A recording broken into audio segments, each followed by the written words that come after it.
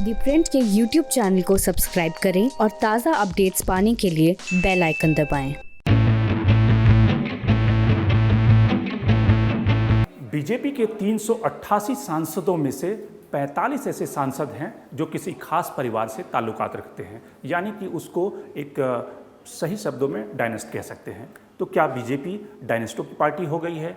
क्या बीजेपी का वंशवाद इस समय चरम पर है? और क्या बीजेपी का कांग्रेसीकरण हो चुका है? तो हम बात करेंगे बीजेपी के वंशवाद पर आज प्योर पॉलिटिक्स में। मैं हूं शंकर अनिमेश।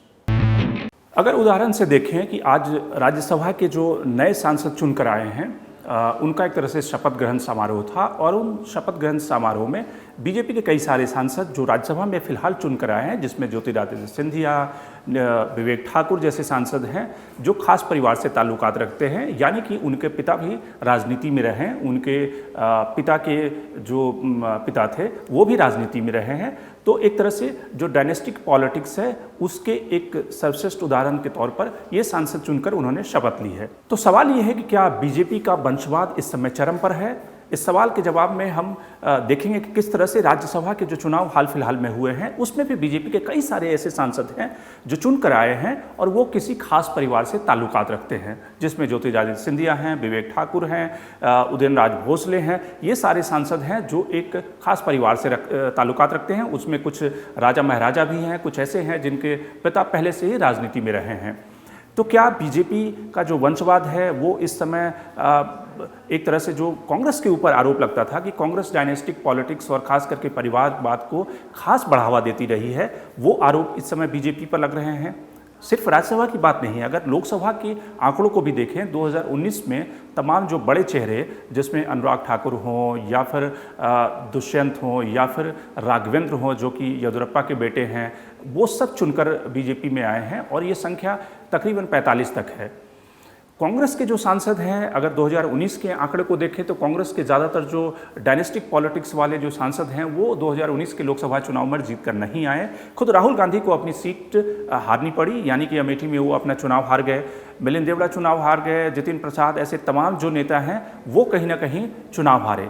तो आखिर क्या कारण है कि बीजेपी ऐसे जो वंशवाद के चेहरे हैं जो डायनेस्टिक पॉलिटिक्स से ताल्लुकात रखते हैं उनको ज़्यादा मौका दे रही है, या फिर वो एक स्ट्रैटेजी का पार्ट है, या फिर चूंकि प्रधानमंत्री नरेंद्र मोदी की एक लहर है और बीजेपी का इस समय जो डोमिनेंस है उसमें ऐसे सांसद चुनकर आ जा रहे हैं? दोनों बात सही है। पहली बात जहाँ तक ये है कि क्या बीजेपी ऐसे सांसदों को ज़्यादा मौका दे रही है, तो उसमें अगर आप देखें 2019 के आंकड़ों को देखें तो ज़्यादातर जो परिवार से संबंधित सदस्य रहे हैं, जो लोकसभा के एमपी रहे हैं, उनमें से ज़्यादातर को टिकट मिली है, किसी का टिकट काटा नहीं गया है। ज़्यादातर जो सांसद हैं उन सबको टिकट मिली, चाहे जिसमें अनुराग ठाकुर हो, दुष्यंत हो, राघवेंद्र हो, ऐसे तमाम सांसद जो हैं जो पहले भी चुनकर आते रहे हैं उनको लगातार बीजेपी ने टिकट दिया है। अब दूसरी बात यह आती है कि क्या बीजेपी ऐसे सांसदों को खास तरह से जो एक परिवार से ताल्लुकात रखते हैं उनको खास करके मौका दे रही है? इसका जवाब ना में हो सकता है, क्योंकि इस समय जो बीजेपी की पावर पॉलिटिक्स है, ज़्यादा से ज़्यादा एरिया में, ज़्यादा से ज़्यादा राज्यों में अपनी जो सरकार और संगठन की पैठ बढ़ाने की जो उनकी एक योजना है। और एक जब पार्टी के एक वरिष्ठ नेता से मैंने ये पूछा कि बीजेपी की इस पॉलिटिक्स को आप किस तरह से देखते हैं, उनका कहना है कि इसमें कोई खास परिवार और आम परिवार का सवाल नहीं है। सवाल ये है कि बीजेपी किसी कीमत पर देश की जो डेमोग्राफी है उसमें हर जगह पे अपनी पेनिट्रेशन बढ़ाना चाहती है। अब उसमें कौन फिट बैठता है, कौन अनफिट बैठता है, उसके हिसाब से पार्टी फैसले लेती है। इसमें कोई ज़रूरी नहीं है कि कोई डायनेस्टिक पॉलिटिक्स का व्यक्ति हो, कोई दूसरा व्यक्ति भी अगर अपना होल्ड रखता है तो वो पार्टी उसको तुरंत ग्रैब कर लेती है।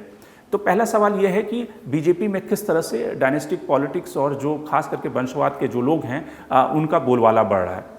दूसरा सवाल है कि कोई भी पार्टी डायनेस्टिक पॉलिटिक्स के जो लोग हैं, जो वंशवाद, जिनका परिवार राजनीति में पहले से रहा है, उसको क्यों पसंद करती है?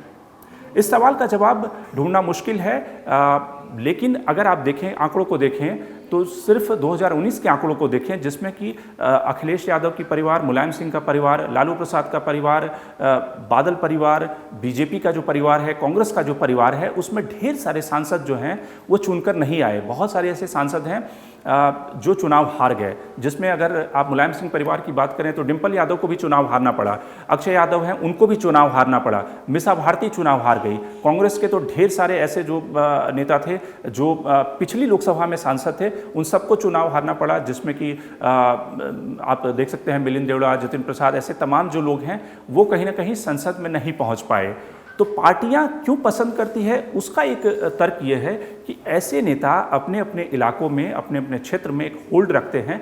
चूंकि उनका परिवार पहले से राजनीति में होता है, तो इसलिए किसी भी पॉलिटिकल पार्टी के लिए आसान होता है कि उस चेहरे के सहारे उस एरिया को या उस संसदीय क्षेत्र को एक तरह से उसमें अपना होल्ड बनाया जा सके, क्योंकि किसी भी नए व्यक्ति के लिए, किसी भी नए चेहरे के लिए वो होल्ड बनाना मुश्किल होता है बनिस्बत की जो पुराने चेहरे हैं जिनका परिवार पहले से पॉलिटिक्स में है, उनको टिकट देना। और वो ज़्यादातर एक तरह से उनका जो कन्वर्जन रेट है वो भी अब तक सही आया है। सिर्फ अगर 2019 के इलेक्शन को देख लें, जहां पे जो कन्वर्जन रेट था वो कांग्रेस के जो डायनेस्ट थे उनके लिए काफ़ी खराब रहा, क्योंकि कांग्रेस की जो विनेबिलिटी क्षमता है, जो जिताने की क्षमता थी, वो खत्म हो गई थी। और खुद जब राहुल गांधी अपना चुनाव हार गए अमेठी से, तो वो बाकी जो डायनेस्ट हैं उनको कैसे जिता पाते। लेकिन अगर तुलना करें बीजेपी की, तो बीजेपी में चूंकि वो सारे डायनेस्ट या वंशवाद के जो चेहरे हैं वो जीतते रहे, क्योंकि प्रधानमंत्री नरेंद्र मोदी का जो ब्रांड, उनकी जो इमेज है वो इतनी इंटैक्ट है,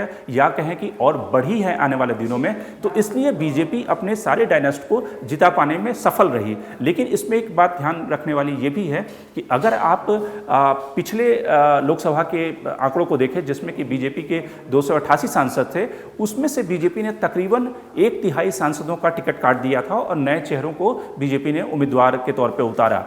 तो ये जो बीजेपी का वंशवाद है वो तभी तक फल फूल रहा है जब तक कि प्रधानमंत्री नरेंद्र मोदी की एक ब्रांड इमेज और उनकी जो सत्ता के ऊपर पकड़ काफ़ी स्ट्रांग है और उनकी इमेज डेंट नहीं हुई है। तो इसलिए वो किसी भी कैंडिडेट को जिता पाने में सफल होते हैं। जिस दिन ये इमेज अगर कमज़ोर होगी या फिर उनके जिताने की जो क्षमता है वो कमज़ोर होगी, उस दिन वो डायनेस्टिक या वंशवाद के जो चेहरे हैं उनको अपने दम पर चुनाव जीतना होगा, न कि अपने पिता येदियुरप्पा के दम पे या फिर वसुंधरा राजे के दम पे या फिर अनुराग ठाकुर अपने पिता प्रेम कुमार धूमल के नाम पे। तो इसलिए जो विनेबिलिटी है वो तभी तक है जब तक कि पार्टी का जो झंडा है वो लहरा रहा है और पार्टी लगातार अपने ज्योग्राफिकल जो एरिया है उसमें बढ़त बना रही है। तीसरा जो बड़ा सवाल है कि इससे इंडियन पॉलिटिक्स के लिए लार्जर मैसेज क्या है। क्या जो बीजेपी का वंशवाद है वो इंडियन पॉलिटिक्स और जो भारतीय राजनीति है उसके लिए एक खराब संकेत देता है, उसके लिए क्या मैसेज है। देखिए, अगर आप पिछले कुछ चुनाव में देखें तो लगातार जो वैसे चेहरे हैं जो वंशवाद के हैं, जो एक खास परिवार से ताल्लुकात रखते हैं, उन्होंने कोई चुनाव में बहुत जगहों पे वो पराजित भी हुए हैं, बहुत जगहों पे उन्होंने सफलता भी पाई है। तो इसलिए इंडियन पॉलिटिक्स के लिए, भारतीय राजनीति के लिए ये कोई बहुत ही खतरनाक संकेत नहीं है कि भारतीय राजनीति में ऐसे वंशवाद के चेहरों का बोलबाला होगा और उनकी बढ़त होगी। क्योंकि अगर आप बीजेपी के डेटा को भी देखें तो बीजेपी में 10 से 11-12% जो सांसद हैं वो वंशवाद से हैं।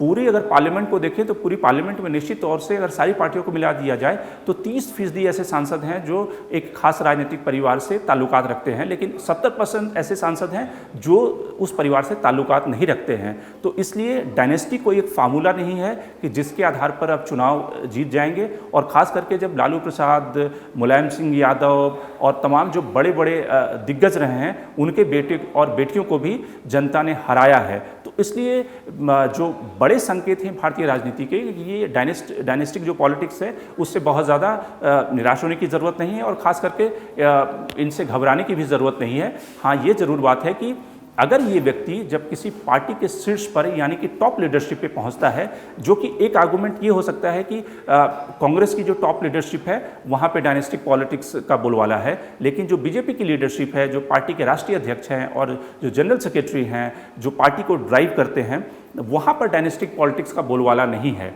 तो अगर इन पदों पर डायनेस्टिक पॉलिटिक्स वाले लोग बैठेंगे तब और ज़्यादा खतरे गहराएंगे और तब और ज़्यादा सचेत होने की ज़रूरत है, क्योंकि फिर क्या उससे उन लोगों को टिकट ज़्यादा मिलेगा, उन लोगों की सत्ता में ज़्यादा पहुंच होगी जो कि किसी परिवार से ताल्लुकात रखते हैं। लेकिन फिलहाल बीजेपी का कोई भी राष्ट्रीय अध्यक्ष डायनेस्टिक पॉलिटिक्स या किसी खास परिवार से संबंधित व्यक्ति नहीं बना है। तो इसलिए एक आर्गूमेंट ये भी है कि इन तमाम वंशवाद के चेहरों की एंट्री के बावजूद भी बहुत ज़्यादा घबराने की ज़रूरत नहीं है।